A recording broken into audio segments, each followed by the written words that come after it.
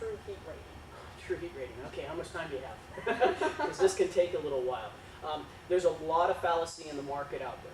If you look at the label of just about every pepper spray out there, you're going to see things on the label that say 2 million, and I'm going to use a large M to substitute for million, SHU.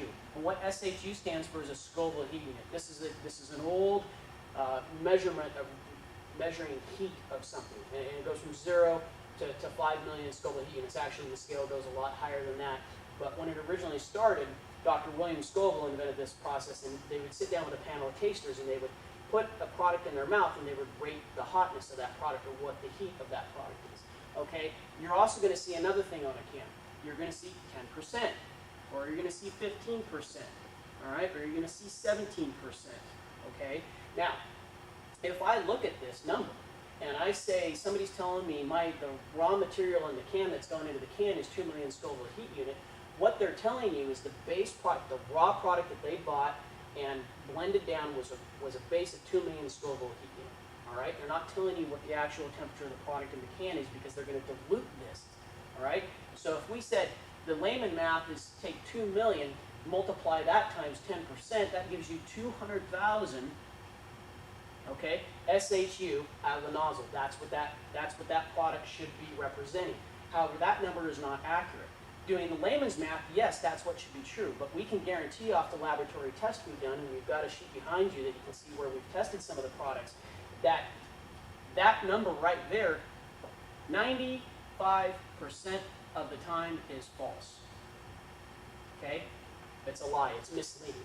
All right? The way to truly, and only way to measure the true temperature of heat out of the can is through a process they call HPLC. Get that straightened out there. HPLC. And that stands for high pressure liquid chromatography. Okay? What we do is we take the raw material, we take the product that's actually in the can after it's been blended down, we run it through a lab test, costs anywhere from $150 to $200 to do this. All right, and what that gives us is two things. It's going to tell us the actual, what we like to refer to in our industry or with our product as nozzle SHU, or the true heat temperature of the product coming out of the can, because that's the business end of what's coming out of the product. We care what's coming out. I don't care what's going in. You can tell me whatever you want is going into the can. All right, but you can see by this number here, and most of it being false, the only true way to get that heat rating is to send it through an HPLC test. Get a true nozzle heat, then you also get what we call, and this gets really advanced, we won't get too much into it, but you get what we call the total capsaicinoid percentage.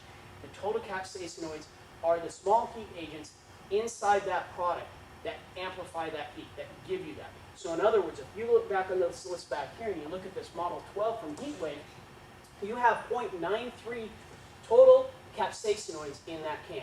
That's giving us a 140,000 SHU product.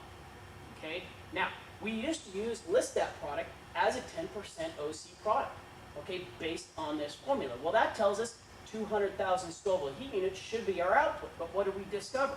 Through HPLC testing, our true output is only 140,000 Scoville heat units. So be very careful when you look at a product and you read that product can to know what those numbers mean and mean they're actually false. One of the best things that you can do is actually ask the people that you're buying the pepper spray from if they have a laboratory test report to show the true output of that pepper spray.